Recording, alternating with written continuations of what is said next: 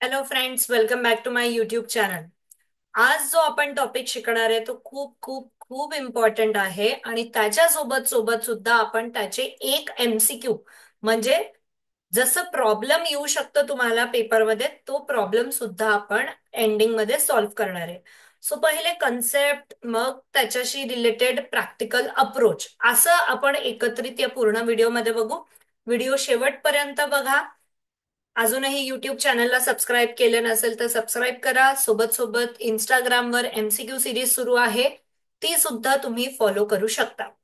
So development charges, तर आपण पहिले हे बघू की डेव्हलपमेंट चार्जेस असतात काय, सेक्शन नंबर कोणता त्याच्याशी निगडित आहे.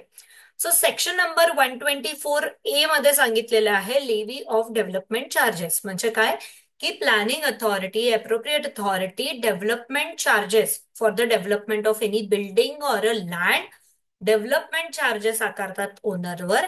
आणि ते त्यांना म्हणजे जर का तुम्ही चॅप्टर नंबर 6A मध्ये पूर्ण बघितलं की कसं लेवी करतात, असेसमेंट कसं करतात, रिकव्हरी कसे होते, कोणत्या अकाउंटमध्ये ते डिपॉझिट होतं, कोणत्या गोष्टीसाठी ते वापरू शकतात, हे पूर्णतः चॅप्टर नंबर 6A मध्ये दिलेलं आहे.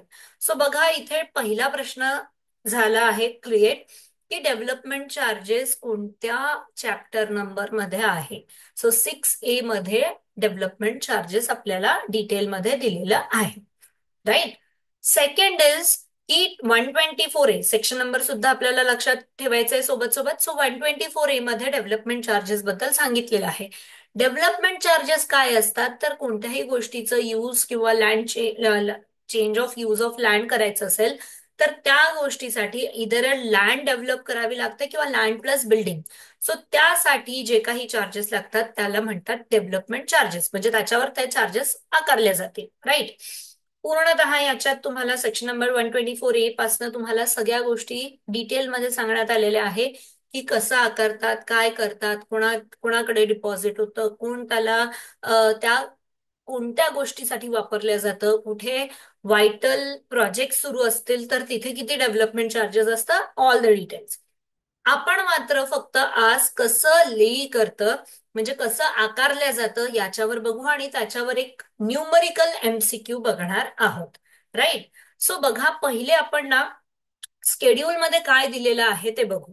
की बघा, डेव्हलपमेंट चार्जेस जेव्हा असतात, डेव्हलपमेंट चार्जेस जेव्हा मी बोलते तर development charges is इररेस्पेक्टिव्ह of the municipal council, corporation, SPA, new town, anything. म्हणजे काय, की कॉर्पोरेशन असेल, काउन्सिल असेल, एसपीए असेल, न्यू टाउन असेल, तरीही जे लास्टच्या स्केड्यूल मध्ये दिलेलं आहे तेच त्याला लागतं. म्हणजे काय, इथे फर्स्ट क्वेश्चन निर्माण झाला की तुमच्या एमसीक्यू मध्ये असं दिले असेल, in the municipal corporation area किंवा in the municipal council area.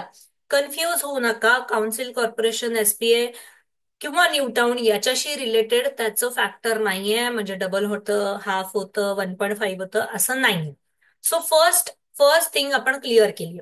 Second बघा, आता याच्यात ना दोन पार्ट, तसे प्रॅक्टिकली तीन पार्ट झालेले आहेत. की development of a land for a residential or a institutional use not involving any construction activity, म्हणजे फक्त लँडचं डेव्हलपमेंट होते, ते पण कशासाठी, फक्त रेसिडेन्शियल किंवा इन्स्टिट्यूशनल. इंडस्ट्रीयल आणि कमर्शियल मी सगळ्यात एंडिंगला सांगेल की काय होतं. सो या केसमध्ये 0.5% ऑफ एएसआर लागतं.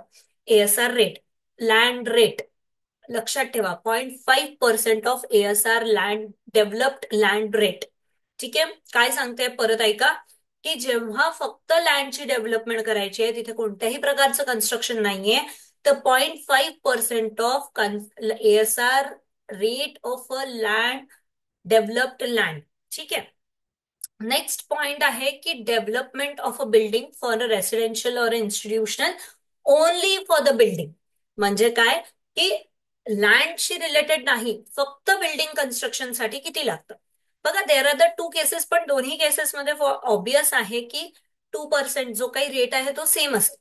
एक ते एक गोष्ट काय असेल की ऑलरेडी पेड असेल, म्हणजे लँडसाठी जर का ऑलरेडी पेड असेल तर 2% ऑफ एएसआर रेट, तरीही दिस एएसआर रेट इज म्हणजे डेव्हलप लँड रेट. बघा, इथे अजून एक एमसीक्यू मध्ये कन्फ्युजन निर्माण झालं की कोणत्याही प्रकारे कन्स्ट्रक्शन रेटवर डेव्हलपमेंट चार्जेस नसतात. म्हणजे प्रत्येक 2% असो 0.5% असो, पण ही डेव्हलप लँड रेटच्या वरतीच असेल. ठीक आहे. Where the development charges is not paid, still it is a 2%, कारण आपण कन्स्ट्रक्शन करतोय त्याच्यावर 2% ऑफ ASR. ठीक आहे.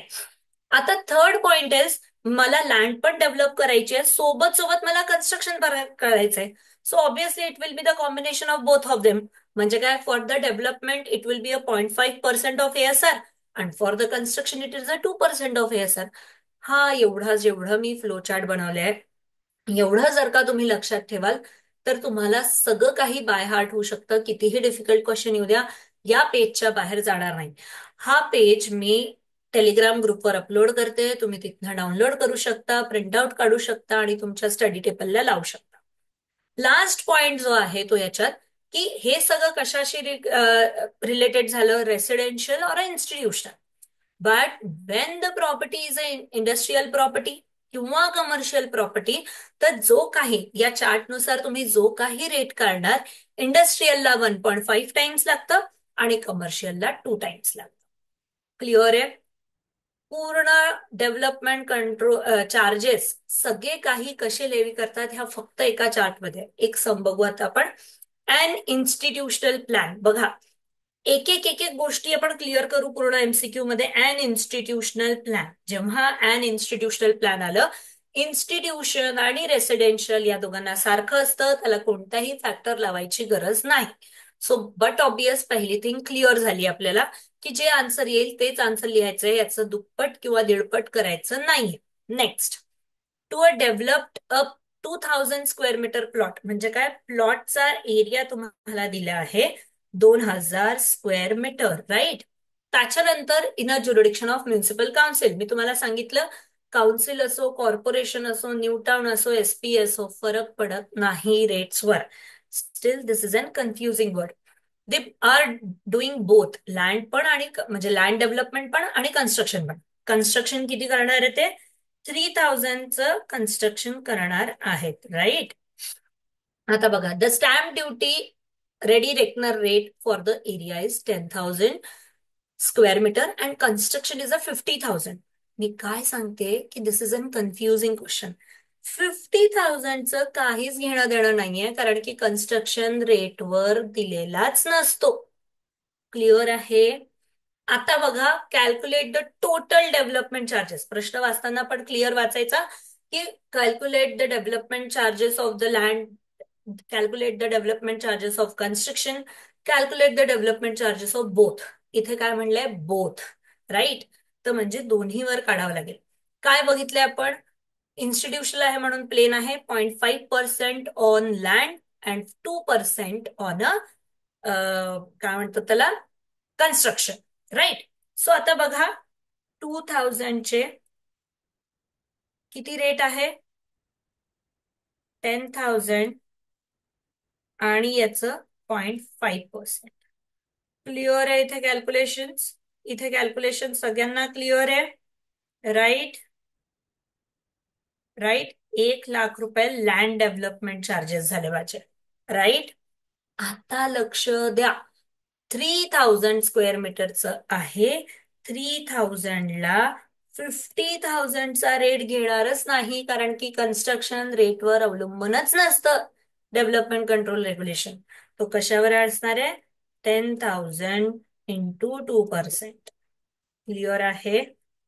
3 2 6 आणि याचे 2 0 आणि याचे 4 0.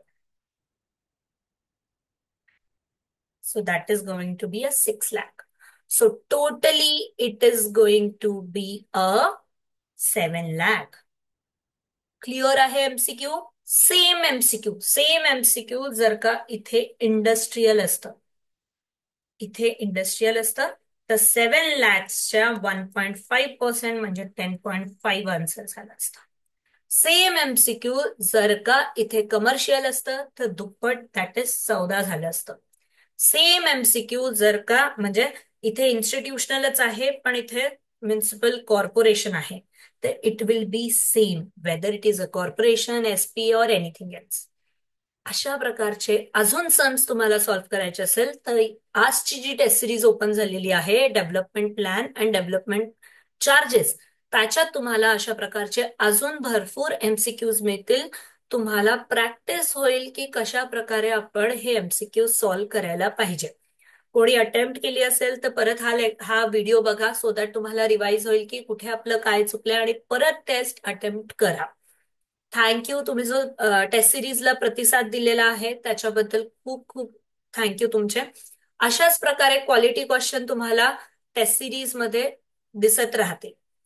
आय होप हा एमसीक्यू कळला आहे आणि याच्या प्रकारच्या सगळे एमसीक्यूज आपल्या या ज्या लेटेस्ट टेस्ट ओपन झाली आहे त्याच्यात आहे. थँक्यू.